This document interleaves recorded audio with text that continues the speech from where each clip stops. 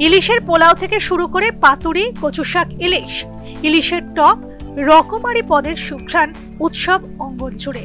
পেট ভরে রকমারি ইলিশের পদে জিভ মনের স্বাদ পূরণের সুবর্ণ সুযোগ কলকাতাবাসীর। এমনিতেই বাজারে এবছর ইলিশের খুব একটা দেখা নেই। বাজারে যেটুকু পাওয়া যাচ্ছে তার দাম আবার আকাশ ছোঁয়া। এই প্রেক্ষাপটে কলকাতার ইলিশ রসিকদের সেই বাংলাদেশের ইলিশ খাওয়ালেন বেলেঘাটার তৃণমূল বিধায়ক পরেশ পাল।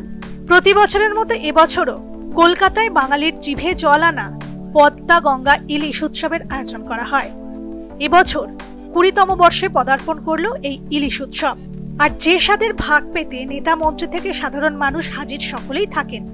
হাজির ছিলেন তৃণমূল কংগ্রেসের নেতৃত্বরা, ছিলেন কলকাতায় নিযুক্ত বাংলাদেশের ডেপুটি হাই কমিশনার।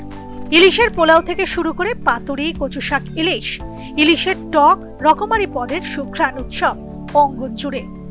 প্রথমবারের জন্য এরকম অনন্য উৎসবে সামিল হওয়া উৎসাহী থেকে প্রত্যেক বছর নিয়ম করে আসা ভোজন বিলাসী সবারই হাতে ইলিশের বর্ষণ মুখর দুপুর কাটল এদিন।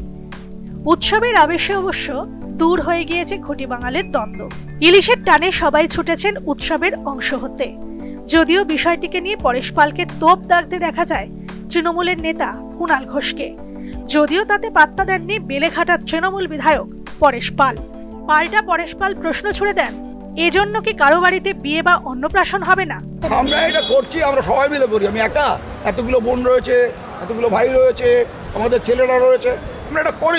সংযোগ সবার সঙ্গে সবার একটা যোগাযোগ বছরে একটা অপেক্ষা করে থাকে। আর কটা লোকের বাড়িতে এত ইলিশ মাছ খেতে পারে? আমরা সবাই মিলে, আমাদের পাড়ার সবাই মিলে একসঙ্গে মিশে খাই।